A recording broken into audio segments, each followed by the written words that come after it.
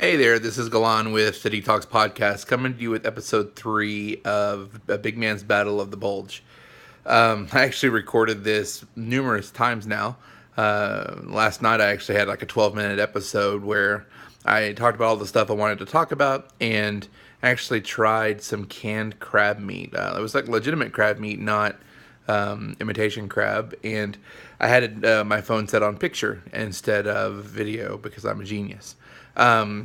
So just a few quick updates. I'm in the middle of my I can't speak English, the 6th week of my keto diet, down 22 pounds, so it's a little slow going. But if you listen to the most recent episode, last week I was on vacation, and vacations and diets generally don't always get along. It's really hard for a lot of people to stay on their diets when they are on vacation. But for keto, I managed to stay in ketosis the entire week, the entire 9 days I was off, so 2 weekends and then the work week. I did have a piece of cake at my daughter's birthday, but wiped off, like half the icing, and it was really, really sweet. When you haven't had sugar like that in a long time, man, it was almost overwhelming. And I'm not much of a sweets person anyway, but yeah, it's challenging. I think the interesting thing for me with the diet is finding alternatives and introducing a variety of foods. I think that sometimes people go into diets, and I know I have in the past, especially as someone as big as I am, with the attitude of, I'm just going to eat chicken and broccoli and brown rice, and it gets old. And when it gets old, you start, it's really easy to go back to your old habits. And so one of the things that I've been trying to do is find things, and I mentioned it before, like the fathead dough, which is, mozzarella cheese, egg, and pardon me, almond flour, to make things like pizza, cinnamon rolls using cream cheese and erythritol as the sweetener. People make Hot Pockets with them. We found a recipe using, essentially it is almond flour, coconut flour, baking powder, cocoa, erythritol,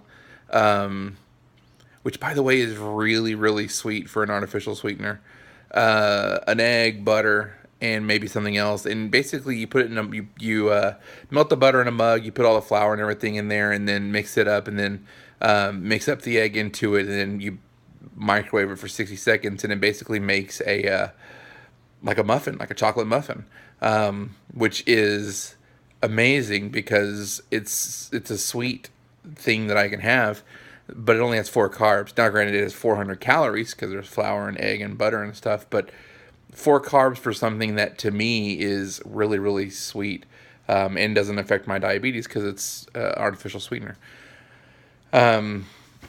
So, I've been doing that. Some of it's going to Five Guys or Red Robin or some of the burger places and getting an unwich or getting a lettuce wrap, getting no bun, eating a lot of that. So, you trying the different burger places just to get a variety of flavors.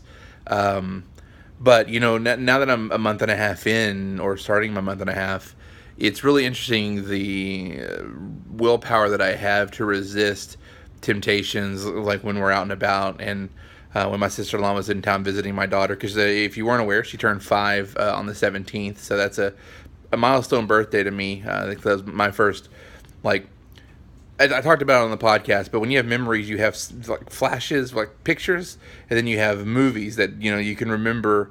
Sometimes the movies are without sound, sometimes you remember smells, sounds, conversations, and the first of those memories for me really is at 5, and that's a milestone birthday. But my daughter is concerned about what my carbs. She's like, how many carbs do you have for the day? She's learning that I can't have cookies or crackers or the things that she enjoys because they take up my carbs. I'm trying different things, like learning to like olives, and I try not pimento cheese, it's palmetto cheese, because the ingredients aren't some weird, like it has 0 calories and it's kind of like pimento cheese. It's a little weird for me, but as I mentioned, it's just finding a variety of foods, finding substitutes for the things that I miss. I looked up a recipe for keto-friendly crackers, to put the palmetto cheese or put tuna fish on or something with a crunch that, I don't get. I mean, yes, I can have celery or whatever, but I don't get the same crunch that you get. It's not the same satisfaction that you get from having a cracker or something like that, or a chip or a pretzel or whatever it is. So I think that's part of the success that I have, is my willingness to, and my wife for that matter, her willingness to say, okay, let's try this. Let's see if it works. Let's see if it's something that is going to add to it. It's something that she may even be willing to try too. And sometimes you have a misstep. I had a family reunion this past Sunday, and well, there's not a lot of foods there that I could eat. My aunt and uncle ended up bringing some rotisserie chicken covered in barbecue sauce, and I had that, and for a day I threw myself out of ketosis. So I went that whole vacation, except for the family reunion, and if anything, it was just barely, because I'm back in ketosis this morning. But it's a matter of not getting discouraged, and I should be ashamed of the size that I've let myself get to. I would never deny that.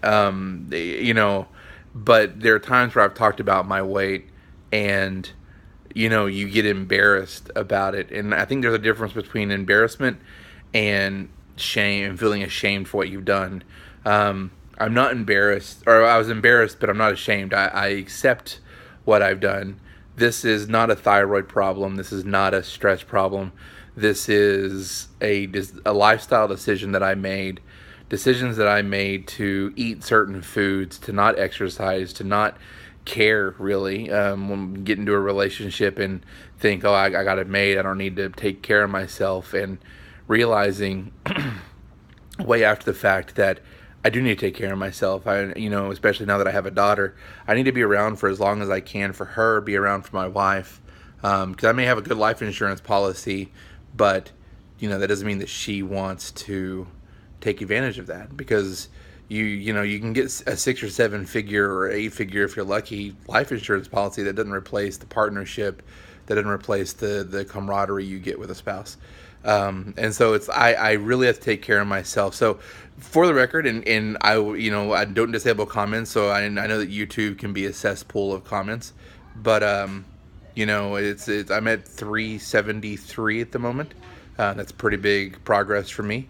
So if you like what you hear, feel free to email me at Galan at DTALKS Podcast. Visit us at www.dtalkspodcast.com. Check out our episodes, listen to the most recent one.